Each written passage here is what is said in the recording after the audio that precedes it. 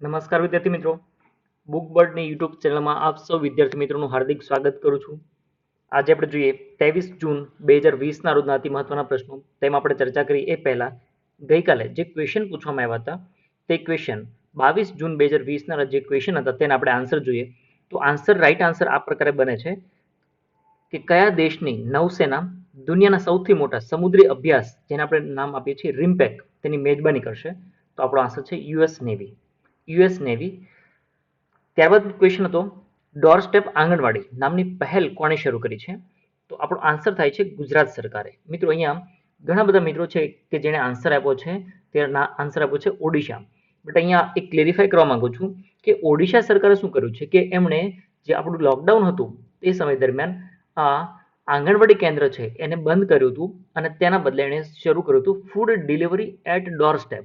ખાસ યાદ રાખજો મિત્રો, food delivery at doorstep નામનું અભિયાન શરૂ કર્યું હતું. અને અહીંયા જે આપણે પૂછવામાં આવ્યું છે ડોર સ્ટેપ આંગણવાડી, તો એ કોણે શરૂ કર્યું છે? ગુજરાત સરકારે. ઓડિશા સરકાર અને ગુજરાત સરકારે અહીંયા બહુ તમને કન્ફ્યુઝન થશે, એટલા માટે જાણી જોઈને ક્વેશ્ચન મૂક્યો હતો કે અહીંયા તમે કન્ફ્યુઝ થઈ શકો. કારણ કે જે ઓડિશા સરકારનું જે યોજના હતી તેમાં શું હતું કે એને આંગણવાડી જે હતું એ બંધ કર્યું અને તેના બદલે એને શું કર્યું કે food delivery at doorstep, એટલે કે ઘર ઘર જઈ અને ફૂડની ડિલિવરી કરી. પરંતુ અહીંયા જે શબ્દોની રમત છે કે ડોર સ્ટેપ આંગણવાડી, મતલબ એકનો એક જ છે, પરંતુ અહીંયા જે વાક્ય આપવામાં આવ્યું છે એ વાક્ય અલગ છે, એટલા માટે આપણો આન્સર બને છે ગુજરાત સરકાર દ્વારા. હવે મિત્રો, તમને એ પણ યાદ હશે કે આપણે જ્યારે આ ક્વેશ્ચનની ચર્ચા કરી હતી ત્યારે એ પણ આપણે કહ્યું હતું કે આંગણવાડીનું જે નેટવર્ક છે એના માધ્યમથી 3 થી 6 વર્ષના જે બાળકો છે એમને, ગર્ભવતી મહિલાઓ અને કિશોરીઓને પૌષ્ટિક એને ભોજન મળી રહે તેના માટે પેકેટ્સ પહોંચાડવા માટે આ યોજના શરૂ કરવામાં આવી હતી.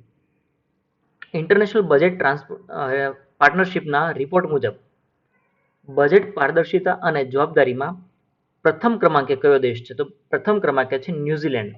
ન્યુઝીલેન્ડ પ્રથમ ક્રમાંકે છે. ભારત કેટલામો ક્રમ છે? ભારતનો છે 53મો ક્રમ. 53મો ક્રમ કોનો છે? ભારતનો છે. વર્ષ 2020માં વર્લ્ડ અસ્થમા ડે ની ઉજવણી ક્યારે કરવામાં આવી હતી?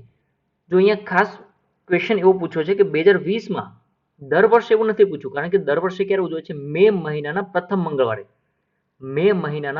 મંગળવારે વર્લ્ડ અસ્થમા ડે ની ઉજવણી કરવામાં આવે છે. તો આ વર્ષે એટલે કે 2020માં કયા દિવસે હતો? મે મહિનાનો પ્રથમ મંગળવાર એ કયા તારીખે હતો? તો 5 તારીખે, એટલે કે 5 મે. અહીંયા ક્વેશ્ચન એ પૂછ્યું છે કે 2020માં વર્લ્ડ અસ્થમા ડે ની ઉજવણી ક્યારે કરવામાં આવી હતી? તો 5 મેના રોજ કરવામાં આવી હતી. અધરવાઇઝ એવો ક્વેશ્ચન પૂછે કે ક્યારે ઉજવણી કરવામાં આવે છે, તો આપણે ખાસ યાદ રાખીશું કે મે મહિનાના પ્રથમ મંગળવારે. બરાબર? એટલે આ બંને વસ્તુ આપણે યાદ રાખીશું. કોવિડ-19 પર કોવિડ કથા કોણે લોન્ચ કરી છે? તો ડોક્ટર હર્ષવર્ધન દ્વારા લોન્ચ કરવામાં આવી છે. ચલો, આ રાઈટ આન્સર હતા. હવે ઘણા બધા મિત્રો રાઈટ આન્સર આપ્યા છે, તેમાંથી જે આપણે રેન્ડમલી સિલેક્ટ કરીએ છીએ ગૌરવ રાવલ, પરમાર કાનજી, કરણ ચુડાસમા, અભિષેક વાઘેલા અને એ સિવાયના અન્ય મિત્રોએ પણ રાઈટ આન્સર આપ્યા છે. બટ આ જે ક્વેશ્ચન છે તમારો કે ઓડિશા, એ દરેક મિત્રોએ અહીંયા ભૂલ થઈ છે. બટ કંઈક ને કંઈક તમારી સમજવામાં ભૂલ થઈ જશે, અથવા તો જે એકદમ નિયર બાય બંનેના શબ્દો જોશો ને તો મિનિંગ નીકળશે તો બંનેનો એક મિનિંગ થશે. પરંતુ અહીંયા ડોર સ્ટેપ આંગણવાડી જે સ્પેસિફાઈ શબ્દ મૂક્યો છે એટલે આપણો આન્સર થાય છે ગુજરાત. ત્યારબાદ દરેક મિત્રોએ રાઈટ આન્સર આપ્યા છે.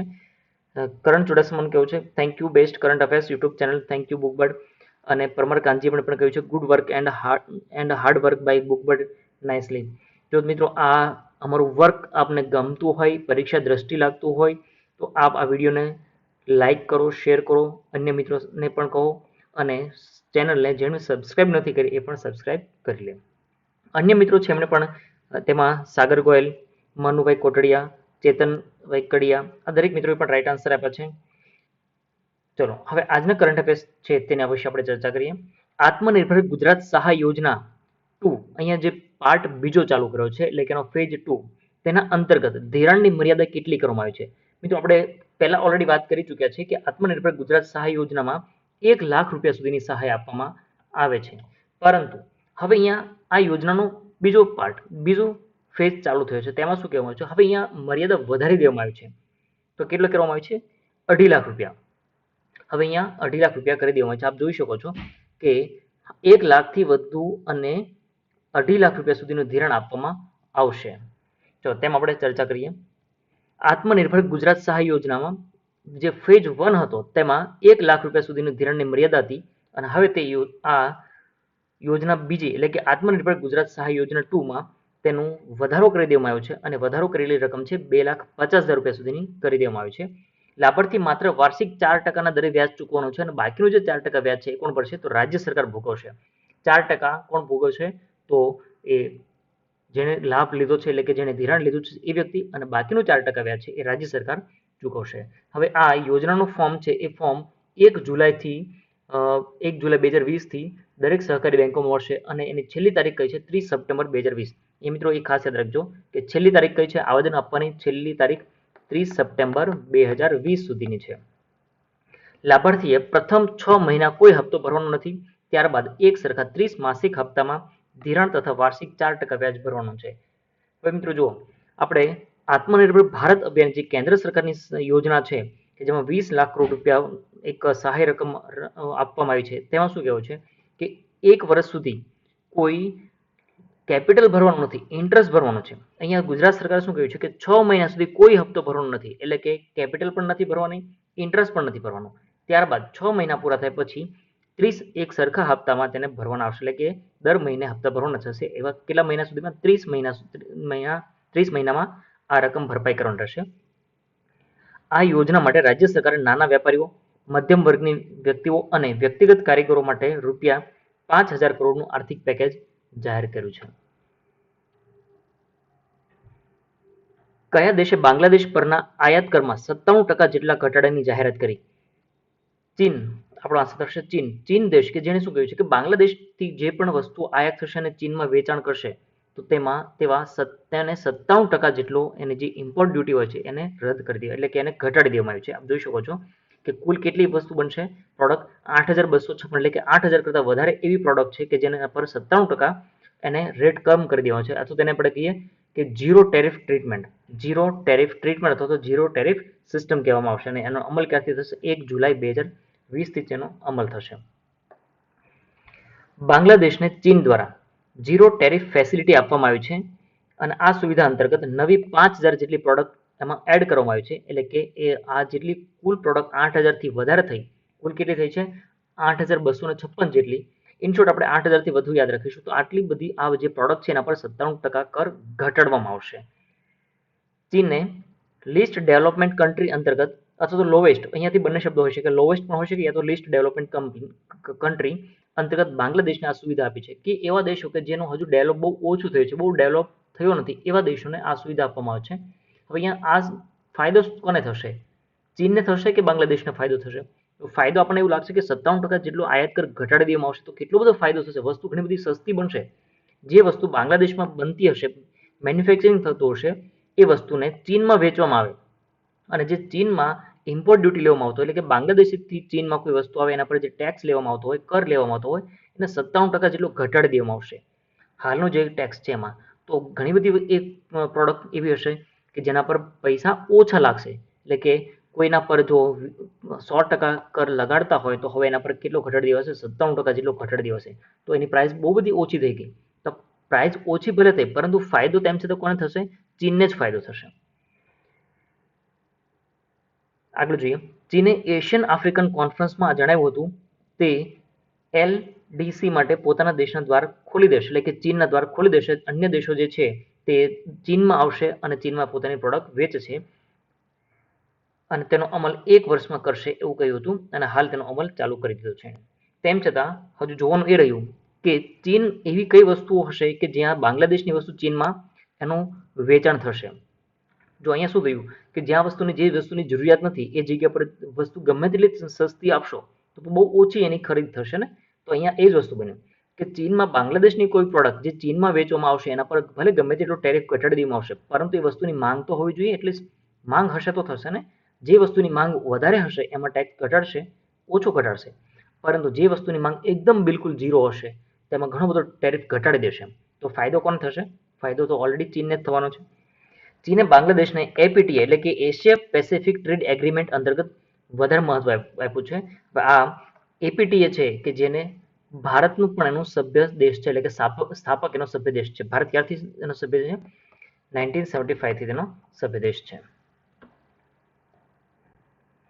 પીએમ સ્વનિધિ યોજના સંદર્ભે આવાસ અને શહેરી બાબતોના મંત્રાલયે કઈ બેંક સાથે કરાર કર્યા છે? હવે અહીંયાથી આપણે એક ક્વેશ્ચનો બે ક્વેશ્ચન મળ્યા છે. એક તો પીએમ સ્વનિધિ યોજના છે અને તેને કયા મંત્રાલય અંતર્ગત? તો આવાસ અને શહેરી બાબતોના મંત્રાલય અંતર્ગત આવે છે. તો એમણે કઈ બેંક સાથે કરાર કર્યા છે, એગ્રીમેન્ટ કર્યા છે, એમઓયુ કર્યા છે? તો સીડબી બેંક સાથે કર્યા છે. ચલો મિત્રો, આપ જોઈ શકો છો અહીંયાથી આ જે પીએમ સ્વનિધિ છે તેમાં આ પ્રકારના એમઓયુ થયા છે. તેમાં આપણે જોઈએ, હાઉસિંગ અને અર્બન અફેર્સ મંત્રાલયે પીએમ સ્ટ્રીટ વેન્ડર્સ આત્મનિર્ભર નિધિ માટે small industry development bank of India એટલે કે સીડબી એસઆઈડીબીઆઈ સીડબી સાથે સમજૂતી પત્ર પર હસ્તાક્ષર કર્યા છે, એટલે કે એમઓયુ કર્યા છે. ચલો, તો હવે જે આ એમઓયુ કર્યા છે તો એનાથી શું થશે કે આ એમઓયુ અનુસાર પીએમ સ્વનિધિ યોજનાનો અમલ સીડબી બેંક દ્વારા કરવામાં આવશે, એ આપણે સમજી શકીએ. આ જે યોજના છે એ કોના માટે છે? તો શેરી વિક્રેતાઓ માટે છે અને તેના માટે આ માઇક્રો ક્રેડિટ સુવિધા છે. ધિરાણ આપતી સંસ્થાઓને ક્રેડિટ ગેરંટીનું સંચાલન સીડબી દ્વારા કરવામાં આવશે અને credit guarantee fund trust for micro and small enterprise સ્થાપિત કરવામાં આવશે. આ યોજના અંતર્ગત ફેરિયાઓ તેમજ રસ્તા પર ઊભા રહેતા હોય તેવા શાકભાજી વેચાણ કરતા હોય તેવા અને લોન્ડ્રી વગેરેને કોઈ પણ ગેરંટી વિના 10,000 રૂપિયા સુધીની લોન આપવામાં આવશે. હવે અહીંયા લિમિટ કેટલી કરી દેવામાં આવી છે કે 10,000 રૂપિયા સુધીની એને મૂડી આપવામાં આવશે, ધિરાણ આપવામાં આવશે અને તે કેટલા સમયમાં રિટર્ન કરવાનું છે? 1 વર્ષના સમયગાળામાં માસિક હપ્તાથી એને રિટર્ન કરવાનું છે. અને જે વ્યક્તિ સમયસર અથવા તો જે 1 વર્ષનો સમય મર્યાદા છે એ 1 વર્ષની સમય મર્યાદા પહેલા આ રિટર્ન કરશે, ચૂકવણું કરશે, તો તેના પર વાર્ષિક 7% દરથી વ્યાજ સબસિડી પણ મળવાપાત્ર છે. કેટલી મળશે? વાર્ષિક 7% દરથી વ્યાજ પર સબસિડી મળવાપાત્ર છે. અને આ સબસિડી એ ડાયરેક્ટ બેનિફિટ ટ્રાન્સફર એટલે કે ડીબીટીના માધ્યમથી તેને ટ્રાન્સફર કરવામાં આવશે. ચલો, હવે એ પણ કહેવામાં આવ્યું છે કે આ ધિરાણની વહેલી ચૂકવણી જ્યારે કરવામાં આવશે તો પણ એના પર કોઈ દંડ લાગુ પાડવામાં આવશે નહીં. ઘણી વખત શું થતું હોય કે આપણે જ્યારે લોન લઈએ છીએ, હોમ લોન ને કોઈ પણ લોન, તો એમાં સપોઝ કે 20 વર્ષનો મારો સમય મર્યાદા છે, તો હું 20 વર્ષના પહેલા જ એ લોન ક્લોઝ કરાવી દઉં છું તો પ્રી મેચ્યોર ક્લોઝિંગ ચાર્જ મને ભરવો પડે છે, પરંતુ અહીંયા એવું કોઈ ચાર્જ લાગવામાં આવશે નહીં. આ યોજના છે એ 2022 સુધી ચાલુ રહેશે. સીડબીના ચેરમેન કોણ છે? એમડી અને ચેરમેન તો મોહમ્મદ મુસ્તફા છે. આઈટીએફ મેન્સ ટેનિસ પેનલમાં તાજેતરમાં કોનો સમાવેશ કરવામાં આવ્યો છે?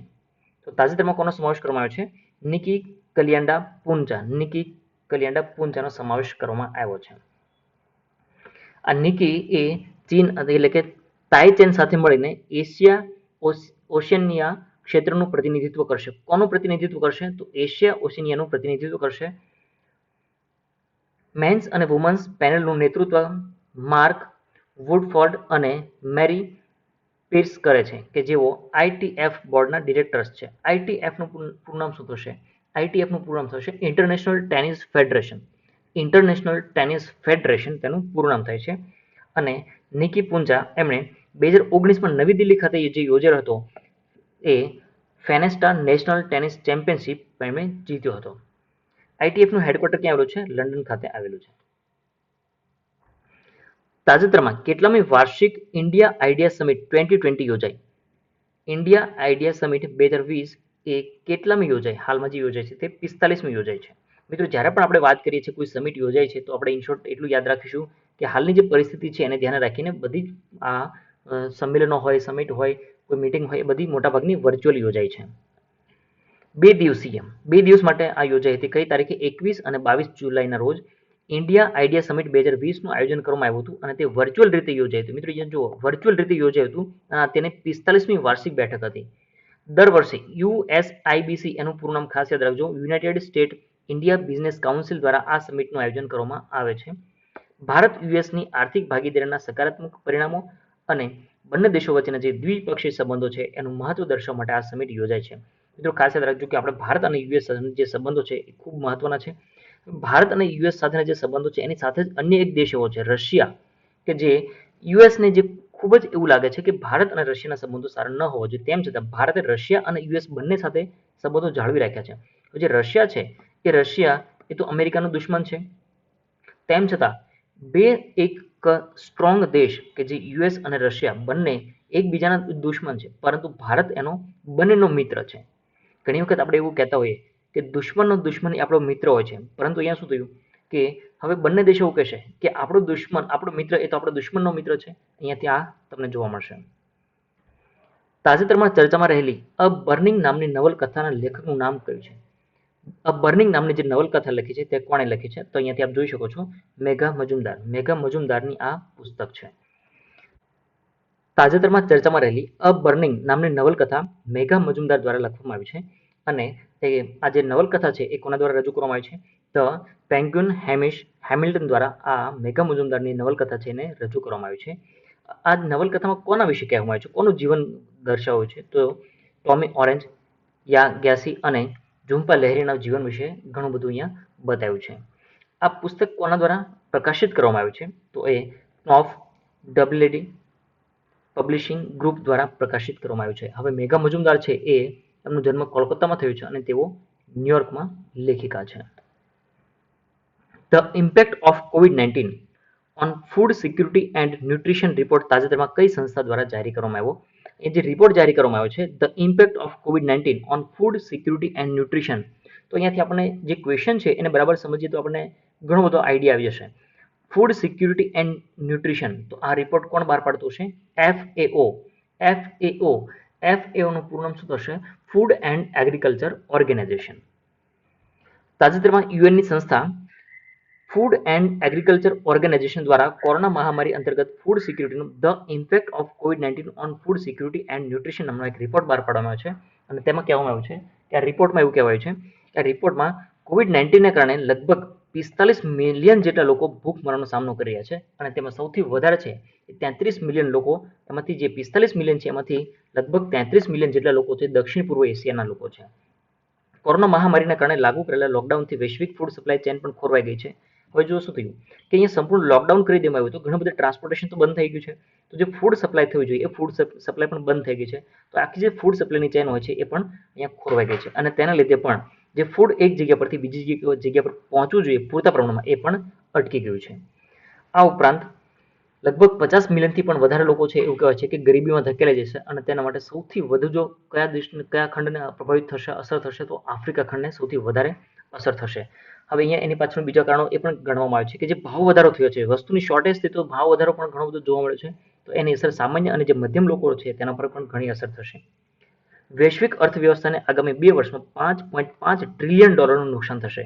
જો અહીંયા શું કહેવાય છે, વૈશ્વિક અર્થવ્યવસ્થા છે તેમાં આગામી 2 વર્ષમાં, કારણ કે આજે આટલી મોટી મહામારી થઈ છે દરેક દેશમાં, એવું નથી કે એક જ કોઈ પણ એક દેશમાં, તો આટલા બધા દેશોમાં જ્યારે આ ટ્રેડ અને ટ્રાન્સપોર્ટેશન દરેક વસ્તુ સ્ટોપ છે ત્યારે આગામી 2 વર્ષમાં લગભગ $5.5 ટ્રિલિયન નુકસાન થશે. મિત્રો અહીંયા યાદ રાખવું ઘટે કે ચીન અને ભારત બે દેશો એવા છે કે જેના પર આટલી બધી કોઈ અસર પડશે નહીં એવું વૈશ્વિક સ્તરે કહેવાય રહ્યું છે. રણજી ટ્રોફીમાં સૌથી વધુ વિકેટ લેનાર કયા ખેલાડીનું તાજેતરમાં અવસાન થયું? રણજી ટ્રોફીમાં સૌથી વધુ વિકેટ લેનાર ખેલાડી કે જે રાજેન્દ્ર ગોયલ તેનું તાજેતરમાં અવસાન થયું છે. ભારતીય ડોમેસ્ટિક ક્રિકેટના દિગ્ગજ કે જે લેફ્ટ આર્મ સ્પિનર છે એવા રાજેન્દ્ર ગોયલનું હાલમાં નિધન થયું. તેની ઉંમર 77 વર્ષની હતી અને તેમણે રણજી ટ્રોફીમાં સૌથી વધુ એટલે કે 637 વિકેટો લીધી હતી. આ જે 637 વિકેટ લીધી છે તેમાં 53 વખત એમને એક ઇનિંગમાં 5 વિકેટ અને 17 મેચમાં 10 વિકેટ એનો સમાવેશ થયો છે. હવે રાજેન્દ્ર ગોયલ છે એમને બીસીસીઆઈ તરફથી 2017ના વર્ષમાં CK Naidu life time award પણ મળેલો છે અને તેમણે જે 1958-59 થી લઈ અને 84-85 સમય દરમિયાન છે એ સમય દરમિયાન 157 ફર્સ્ટ ક્લાસ મેચ એમાં કુલ 750 વિકેટો લીધી હતી. ઇન્ટરનેશનલ ઓલિમ્પિક ડેની ઉજવણી ક્યારે કરવામાં આવે છે? ઇન્ટરનેશનલ ઓલિમ્પિક ડેની ઉજવણી ક્યારે કરવામાં આવે છે? 23 જૂનના રોજ ઇન્ટરનેશનલ ઓલિમ્પિક ડેની ઉજવણી કરવામાં આવે છે. તેમાં આપણે જોઈએ દર વર્ષે 23 જૂનના રોજ ઇન્ટરનેશનલ ઓલિમ્પિક ડેની ઉજવણી કરવામાં આવે છે.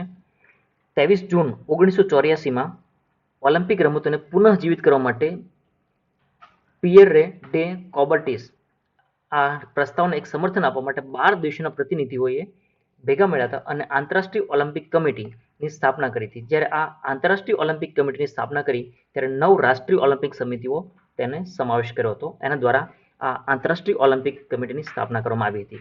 હવે આંતરરાષ્ટ્રીય ઓલિમ્પિક આ જે છે ઓલિમ્પિક ડે એ મૂળ 3 સ્તંભો ઉપર આધારિત છે. કયા 3 સ્તંભો છે?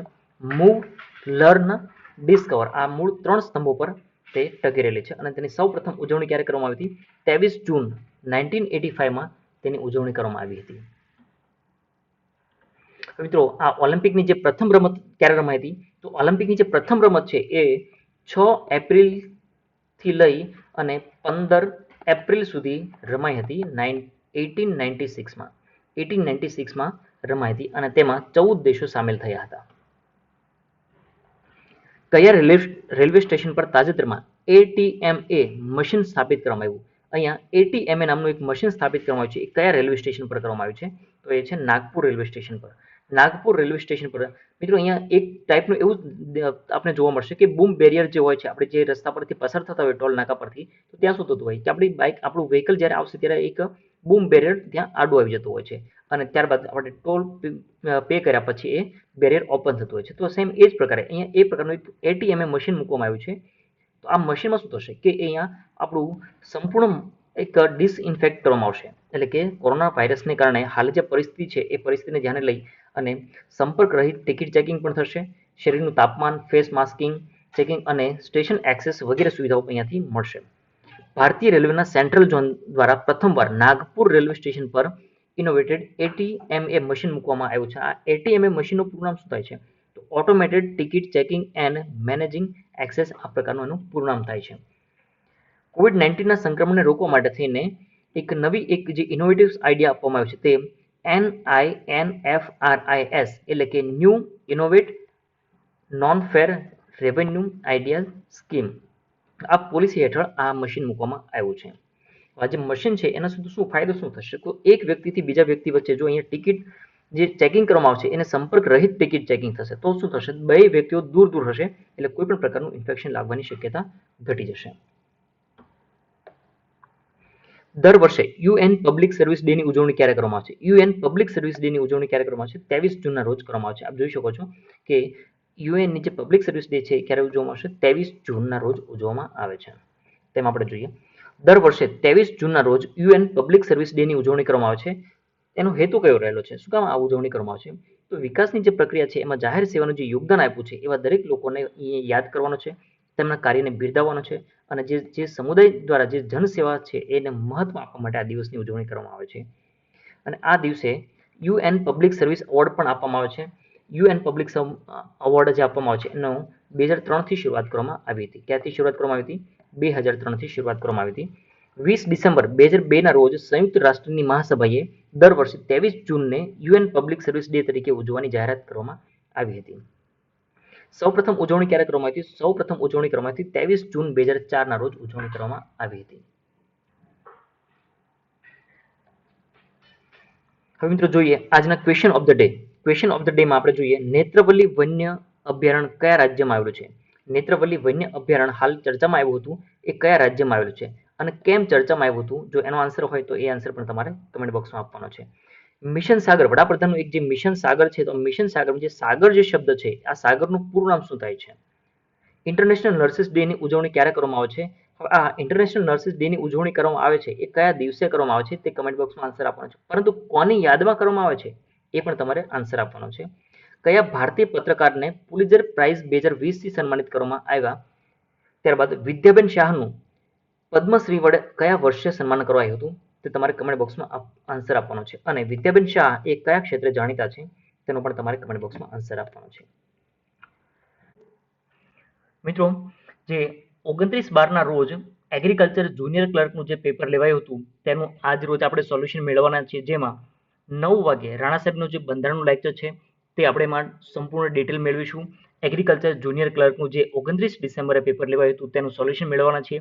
અને 11 વાગે જાહેર વહીવટ જે મેહુલ રાવસર છે તેના દ્વારા આપણે સંપૂર્ણ સોલ્યુશન મેળવવાના છે. જે બંધારણ અને જાહેર વહીવટના આજના સેશનમાં તે નોટિફિકેશન મેળવવા માટે જે આઈ બટન આપ અહીંયાથી જોઈ રહ્યા છો તે આઈ બટન પર ક્લિક કરશો એટલે તમને નોટિફિકેશન રિમાઇન્ડર મળશે ત્યાં. એટલે 9 વાગે મળશે અને 11 વાગે પણ આપણે રિમાઇન્ડર મળી જશે. એટલે આપણે નિહાળશું આજ રોજ એટલે કે 9 વાગે રાણા સાહેબનું બંધારણનું અને 11 વાગે જાહેર વહીવટનું મેહુલ રાવસરનું એગ્રીકલ્ચર જુનિયર ક્લર્કનું જે 29 ડિસેમ્બરે પેપર લેવાયું હતું તેનું આપણે સોલ્યુશન મેળવશું. તો મિત્રો આ હતા 23 જૂન 2020ના રોજના અતિ મહત્વના પ્રશ્નો, તેના વિશે આપણે ચર્ચા કરી. મળીએ નેક્સ્ટ વિડીયોમાં. Thank you for watching Bookbirds current affair.